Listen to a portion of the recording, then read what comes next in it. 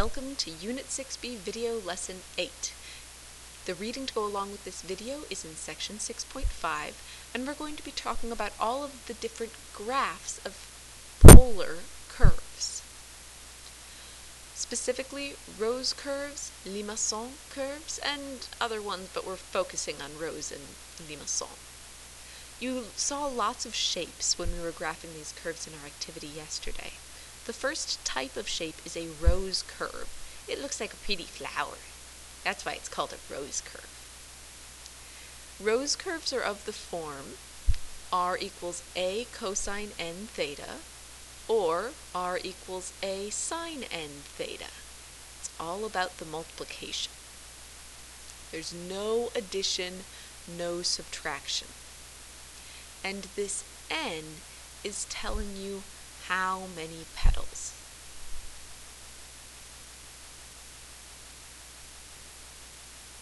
The A is amplitude, which you might remember from last semester when we were talking about sine going up and down and up, and this was the amplitude.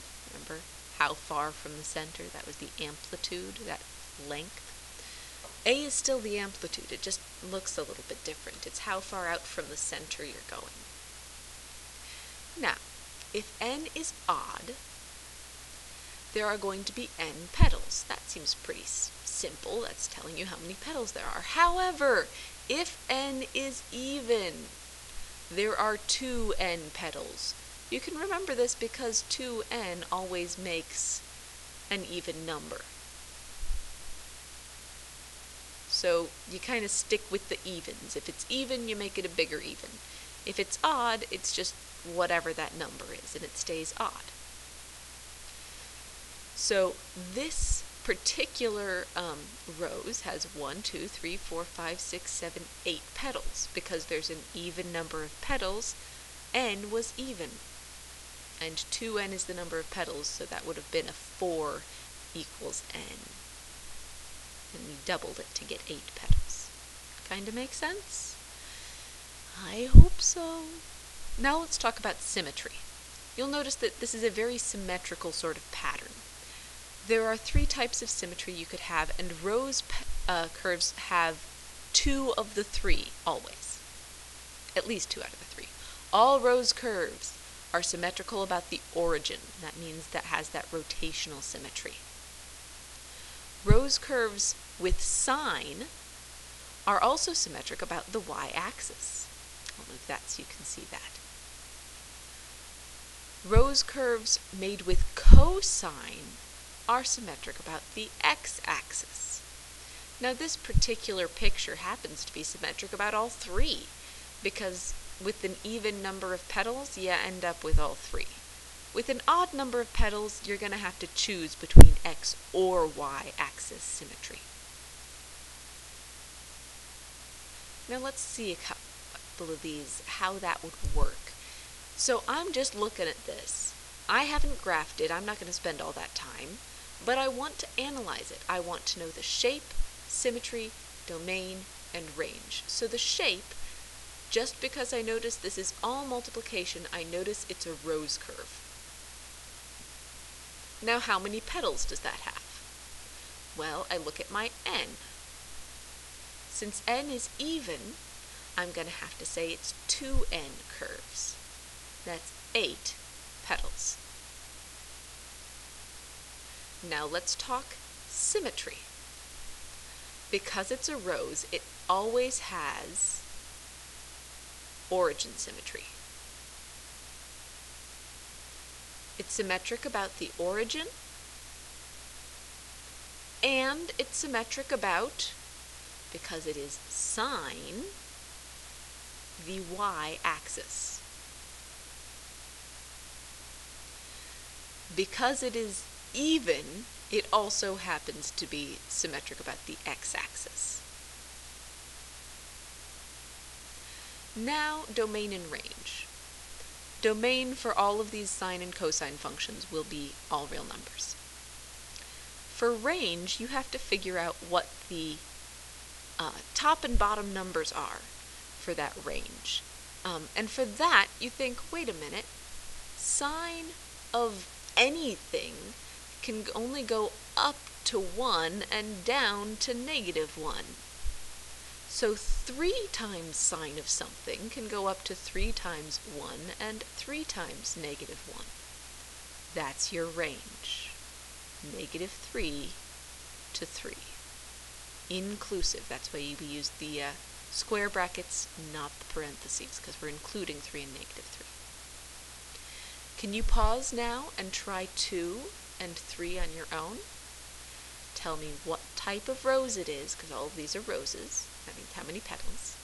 What symmetry it has, and the domain and range. Pause it now. I'll wait.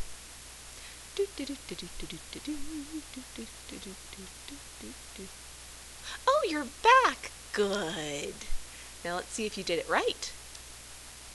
All right. Did you get it? Number 2 is a rose curve, of course. This one has 5 petals. N is odd, so n equals the number of petals. Cosine means it's symmetric about the x-axis, and it's always symmetric about the origin. Domain is all real numbers. Range is -2 to 2. Remember, you got that from this because that's the amplitude. With number 3, the rose curve had 12 petals because it was 2n, because it's even. It's symmetric about the y-axis because it was sine, and origin because it was a rose curve. Technically, this would also be symmetric about the x-axis. But if you didn't include that, I wouldn't count off. Domain is all real numbers. Range is -8 to 8, because once again, that was the amplitude. Woot! See? These roses aren't too hard, and they're pretty. Now for more pretty shapes. Limacon curves. I practiced my French pronunciation just for you. Limacon curves are graphs of polar equations of the form a plus or minus b sine theta and a plus or minus b cosine theta. Notice there is no n. Theta is just by itself. Also notice this is when you are adding and subtracting. Now, do you remember what that did to your graphs when you were back in graphing things rectangularly? If you added something here, it would make it go up. It would move your center. Or it could make it go down and move your center this way.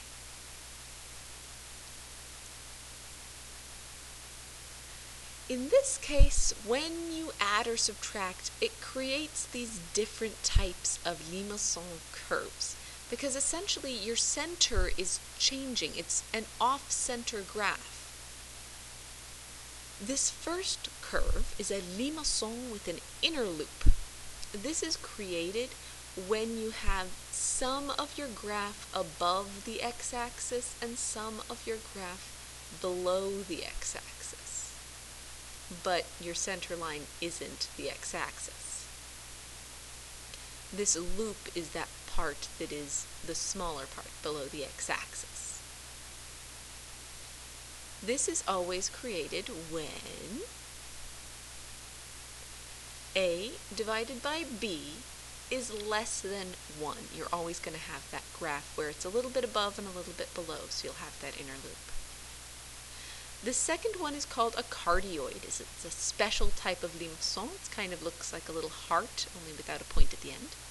A cardioid is of the sort that you have the sine or cosine curve just touching the x-axis with nothing going below.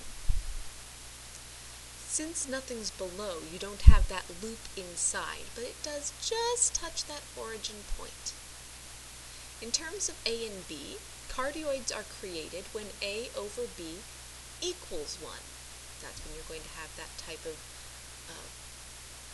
graph rectangularly, and that's when you're going to have the cardioid in polar graph sense. Dimpled and convex limacons are both graphs where your sine or cosine curve is completely above the x-axis. Not touching at all. not below at all. This one is somewhere between 0 and 2. The minimum point is somewhere between 0 and 2, and here your minimum point is going to be greater than or equal to 2. To find this little dimpled limacon, cute little dimple, you have your a over b in between 1 and 2. And for your convex limacon, no, this is not an ellipse, this is not a circle, it's a convex limacon because it has one part that's curvier than another. It's different, believe me. The a over b has to be greater than or equal to 2. So you won't have a dimple at all if a over b is greater than or equal to 2. Shall we practice? I think we shall. Right, number 1. Just like before, we're going to want the shape, the symmetry, the domain, and the range. So let's start with the shape. We know it's a limacon of some sort, but we need a over b to figure out which type it is. So 5 over 2, which for those of you who can't do that in your head is 2.5, but I'm sure all of you can. Now 2.5 is greater than or equal to 2. So look at your notes. What type of shape is greater than or equal to 2 for a over b? That's right, it's the convex limacon. It's fun to say things in French. Anyway, it's a convex limacon. Just saying it's a limacon tells you some of the shape, and then saying that it's convex tells you more exactly the shape. So you'd have to have both in order to get full credit for shape. Now when it comes to symmetry, because it is sine, it is still symmetric about the y-axis, just like it was with the roses. But remember, the roses have the origin symmetry, this does not. Now we've got the shape, we've got the symmetry. Now we need the domain and range. Well, domain is always the same, all real numbers. Range, we need to figure out your minimum and your maximum point again. Remember, sine only goes from -1 to 1. So 2 sine theta would go from -2 to 2. And then you have to do 5 minus 2, 5 plus 2. So our range is going to be 3, which is the 5 minus 2, all the way up to 7, which is 5 plus 2. I'll do 2 with you as well, and then 3 and 4 are going to be on your own. A over b is always the first thing we need to find before we know the shape of our limacon. A over b in this case is 2 over 5. Note that that is less than 1. If it's less than 1, you're going to have an inner loop. Limacon with an inner loop. Very different from the one in the beltway. What type of symmetry? It's cosine, and it's not a rose, so the only symmetry is the x-axis.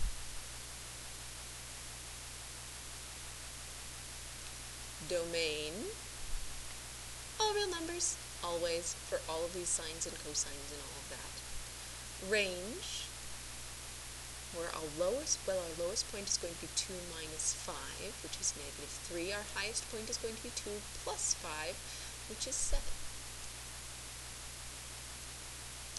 Yay! All done! Well, for me.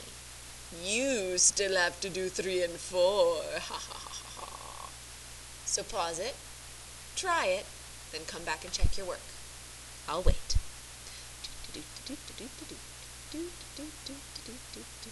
I'm good at entertaining myself while you do your work. Oh, you're back. Good. All right. Let's see if you did it right. Number 3 was a limacon curve. This one was dimpled. You little dimples. Because your a over b, 8 over 6, was in between 1 and 2. Note that we're using the absolute value of 6 because this could have been plus or minus. So we're always keeping those positive things for b. Domain, all real numbers, range from 2 to 14. And for 4, it was a cardioid. Looks like a hardioid or something. All right, symmetrical about the x-axis because of cosine. Domain is all real numbers, of course. And ranges from 0 to 4. Cardioids are always going to have 0 as their minimum. So you know. Alright, I believe that is the end of our video. I will see you tomorrow. Bye.